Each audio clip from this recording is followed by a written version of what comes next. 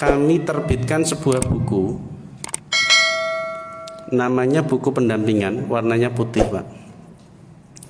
Buku ini itu kalau Bapak Ibu ingat, itu kayak zaman seperti saya waktu SD dulu, Ramadan, terus kemudian waktu sholat duhur atau asar itu minta tanda tangan imam, ingat Pak?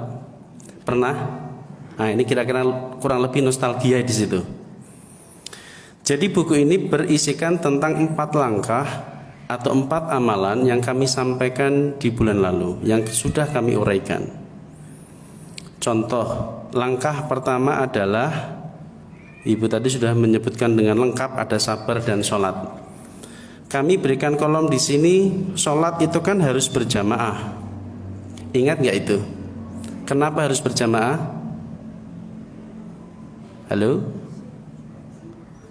Ya, karena syaratnya wasta'inu bis-sabri was-shalah itu wa innaha lakabiratun illa 'alal khashiin.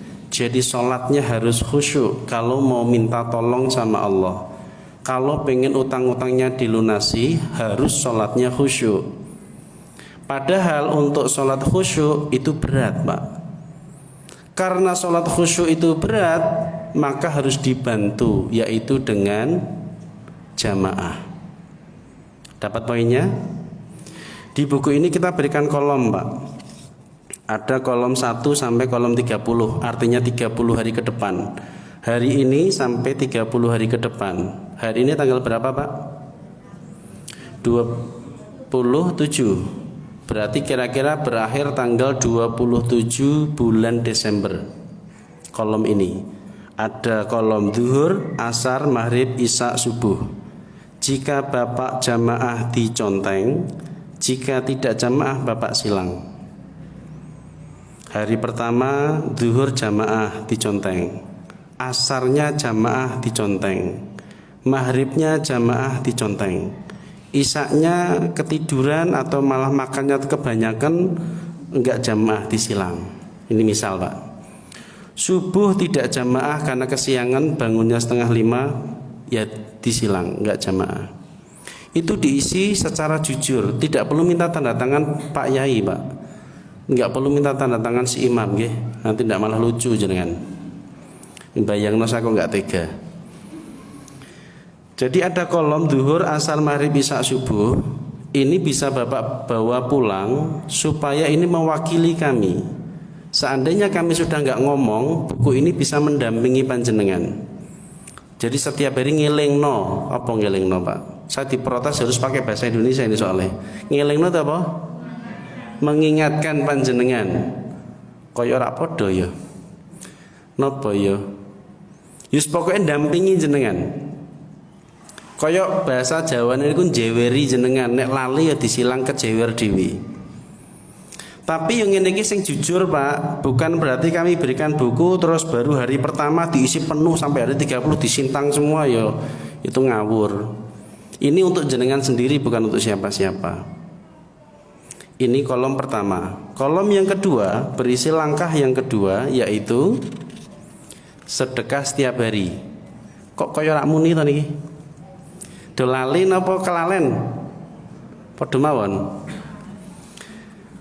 Langkah yang kedua yaitu bersedekah setiap hari. Ini ada kolom ke-1, kolom kedua, hari ketiga, hari keempat sampai hari ke-30. Tuliskan Bapak hari ini sedekah apa. Jika tidak sedekah, silang. Kemudian saya berikan kolom kosong Pak. Ini digunakan untuk kalau ada kendala. Saya tidak sedekah karena lupa, misalnya ngoten nggih. Saya tidak sedekah karena bingung. Saya tidak sedekah karena nggak punya duit.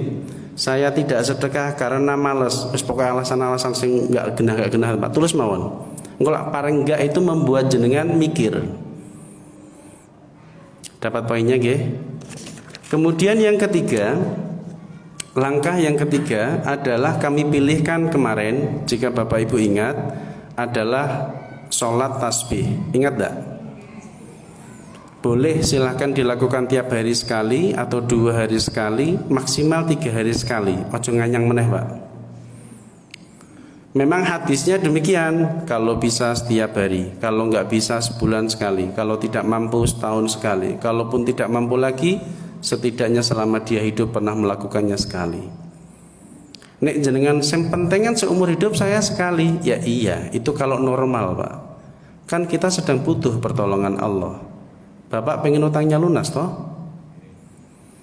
Di sini ada sholat tasbih. Jika sholat tasbih Bapak nggak seneng, ada namanya bacaan tasbih, bacaan istighfar atau puasa sunnah. Jadi Bapak hari itu puasa sunnah ya diconteng.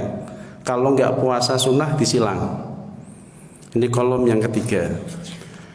Langkah yang keempat, kami titipkan ke Bapak Ibu setiap hari selama 30 hari. Jadi ini programnya 30 hari Pak. Itu membaca Al-Fatihah 100 kali tiap hari. Ingat, kenapa harus membaca Al-Fatihah 100 kali sehari? Karena derajatnya itu sama dengan jenengan membaca Al-Quran 3 juz tiap hari. Kalau kita minta, Pak, Bu, mulai hari ini sampai 30 hari ke depan tolong ya baca Al-Quran 3 juz dari Al-Baqarah, An-Nisa, Ali Imran dan seterusnya, mungkin nggak dijalani. Bukan apa-apa, nggak ngerti, nggak tahu tajwidnya, nggak sempet, macam-macam. Kalau ditanya punya Quran di rumah ndak? Punya.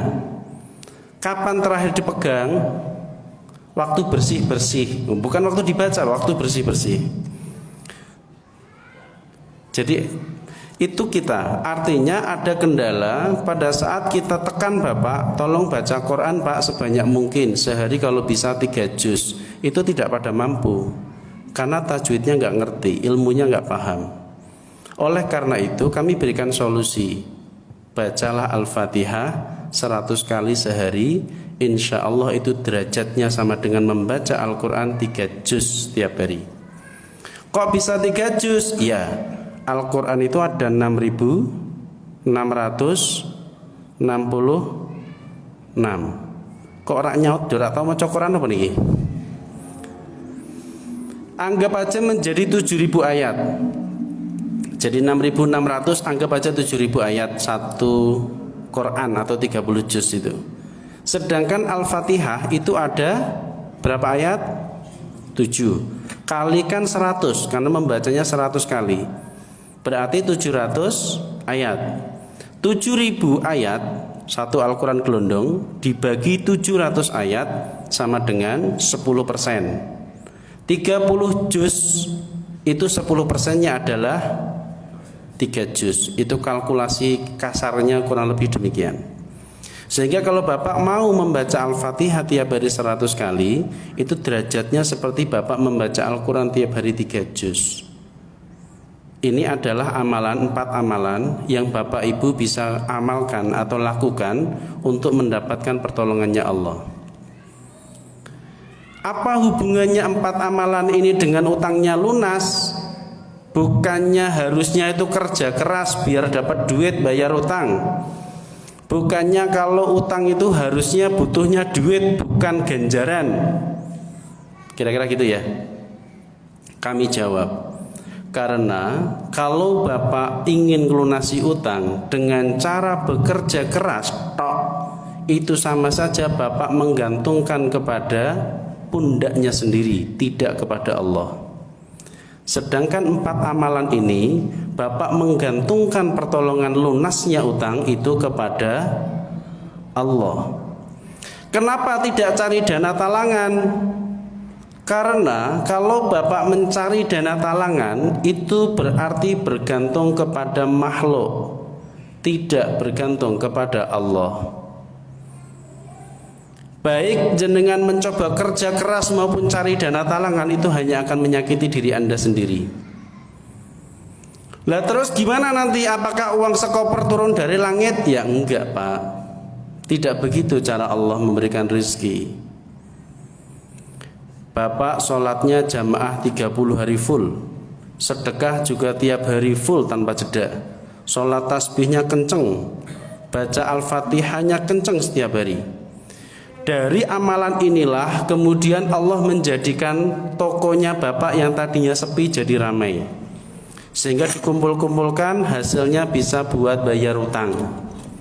Dari amalan-amalan panjenengan ini tadi, proyek-proyeknya jenengan berhasil dengan baik, sehingga proyek itu bisa menghasilkan profit, bisa untuk bayar utang. Itu loh Pak. Karena kalau jenengan tidak mengandalkan Allah, saya beritahu yang namanya kerja itu bisa untung bisa rugi. Pengennya nyaur utang, usahanya malah rugi. Untung apa buntung? Yang bikin untung atau rugi usahanya jenengan niku sinten? Allah. Jenengan harus mendekat kepada Allah supaya mendapat keberuntungan Pak.